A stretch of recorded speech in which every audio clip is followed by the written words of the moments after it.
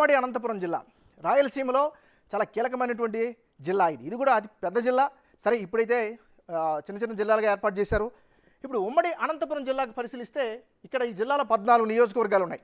Rayadurgam, Uravakonda, Guntakal, Tadipatri, Singanamala, Anantapuram urban, Kalyandurg, Raptadu, Madakasira, Hindupuram, Penukonda, Puttaparthi, Dharmavaram, Kadiri ఇవన్నీ కలిపితే ఉమ్మడి అనంతపురం జిల్లా.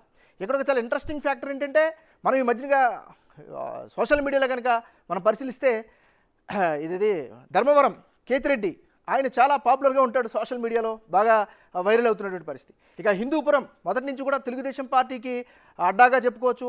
అప్పుడు ఎన్టీ రామారావు దగ్గర నుంచి ఇప్పుడు నందమూరి బాలకృష్ణ వరకు కూడా రిప్రజెంట్ చేస్తున్నటువంటి నియోజకవర్గం. రాప్తాడు కూడా అంతే. సో ఓవరాల్గా చూసినట్లయితే ఉమ్మడి అనంతపురం జిల్లాలో తెలుగుదేశం పార్టీ ఆవిర్భావం నుంచి నిన్న మొన్న జరిగినటువంటి ఎన్నికల వరకు కూడా తన సత్తాను చాటుకుంటూ వస్తుంది. మరి యాజ్ ఆఫ్ టుడే ఇప్పటికిప్పుడు కనుక ఎన్నికలు జరిగితే ఉమ్మడి అనంతపురం జిల్లాలో ఏ పార్టీకి ఎన్ని స్థానాలు వచ్చే అవకాశం ఉంది? మూడ్ ఆఫ్ ఆంధ్రాలో వెల్లడైనటువంటి ఫలితాలు ఏంటో చూద్దాం. వైఎస్ఆర్ కాంగ్రెస్ పార్టీకి అనుకూలంగా 3 స్థానాల్లో గెలిచే అవకాశాలు కనిపిస్తున్నాయి. ఇక బీజేపీ, జనసేన, తెలుగుదేశం పార్టీ ఉమ్మడి అభ్యర్థులుగా 6 గెలుపొందే అవకాశాలు కనిపిస్తున్నాయి.